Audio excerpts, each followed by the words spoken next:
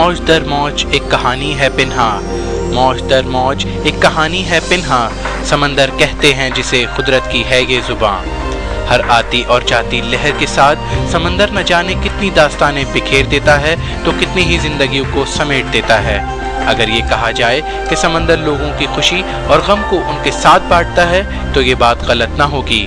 तो प्यार करने वाले दिलों के लिए उम्र के आखिरी हिस्से तक समंदर से वाबस्ता रोमांस बाकी रहता है। बिल्कुल ऐसे ही एक तन्हा शख्स साहिल पर रहकर खुद को बीच समंदर में मौजूद किसी मल्लाह की तरह तन्हा महसूस कर रहा होता है। वो तन्हाई के हिसार से निकलने के लिए चट्टान से टकराती समंदर से ऊंची लहरों की तरह गम की चट्टान को रेजा रेजा करके एक बार फिर खुशियों से भरपूर उस जिंदगी की तरफ लौटने की कोशिश करता है जहां हर सू चहल पहल और मुस्कुराहटें उसकी मुंतजिर हों।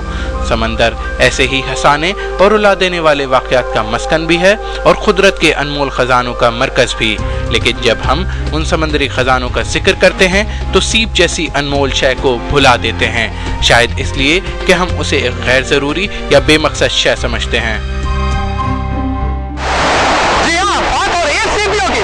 साहिल की रेत में धंसी हुई सीपियां आप में से अक्सर लोगों की तवज्जो अपनी जानिब जरूर मबजूल करा लेती होंगी। याद कीजिए अपने बचपन को, जब आप साहिल समंदर पर आया करते थे तो पानी के बाद दूसरी चीज जो आपको अपनी जानिब खींचती थी वो सीपी हुआ करती थी।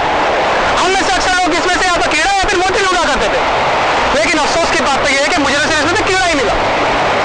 हमने सीप से खेलते अपनी जिंदगी का बहुत बड़ा हिस्सा गुजार दिया, लेकिन क्या कभी आपने सोचा कि सिर्फ होती क्या चीज है? सीप एक जानदार मखलूक है जिसके अंदर मौजूद कीड़ा मुसलसल परवरिश पाता रहता है और यूं सीप भी जिसामत के एतबार से बढ़ती रहती है।